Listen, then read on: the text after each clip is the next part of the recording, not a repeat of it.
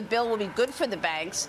JP Morgan, Citi, Bank of America, and Wells Fargo, all the banks reportedly planning a new tokenized deposit system of their own to address crypto concerns. How do you see this? Yeah, I've watched this over the last few months, Maria, of Brian Armstrong versus editorial comments from the big banks.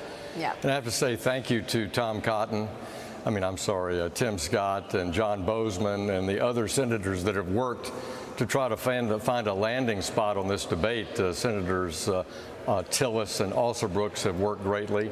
In the House, we said that stable coins would not pay interest, and that's still my position. It's a payment token, and I think the sales practices around a non-bank or bank issuer of a stablecoin should be handled in the regulatory process to implement Genius by the Treasury Department.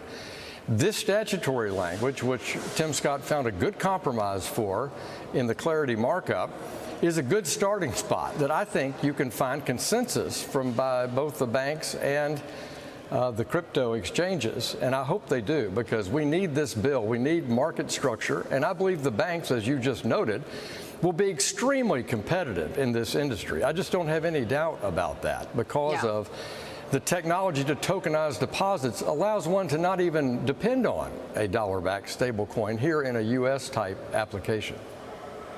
And the banks talked about tokenizing just this week, and they are launching this network that will launch next year, operated under a company called The Clearinghouse. It allows tokenized deposits to move immediately across blockchain technology with 24/7 settlements. But, Mr. Chairman, what I think Jamie is upset about is he says that even though the language says that the crypto companies will not be able to pay rewards, there are some times, if you're a member of a certain program, that they will be able to pay the reward. So do you see that changing, or the way that the Clarity Act language is today is that will go forward regardless of whether the banks want to fight it or not?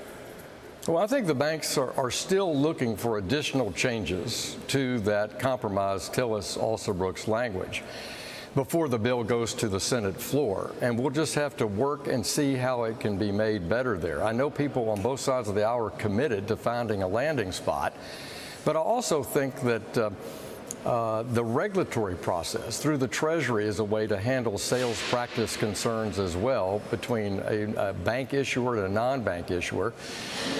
And finally, I'd say, look, the banks will be very competitive in this industry if consumers and businesses demand the use of settlement, a payment settlement internationally or domestically through a blockchain on a 7-day, 24-hour-a-day basis. Our banking system is fully prepared to do that, and these recent announcements indicate that. Now, here's what the president of ICBA said. Our analysis shows that Congress must extend the prohibition on payments of yield and interest on payment stablecoin holdings to crypto exchanges, affiliates, and other intermediaries. The role community banks serve is too important to risk. So you've talked about the community banks in the past with me as well. They're getting involved here and backing up the major banks' position on this as well. That's right, but I've spoken to many community bank groups, and look, let me restate my position. I don't believe payment stablecoin tokens should pay yield. That's my position.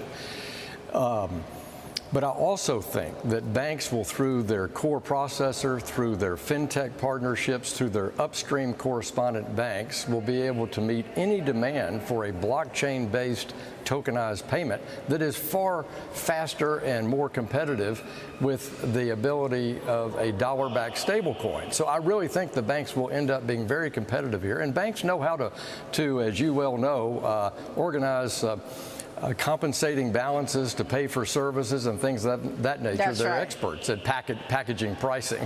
So I really believe this is a competitive market, and the big picture here is that we get a market structure bill that allows America to lead the world and innovate in blockchain technology and financial services.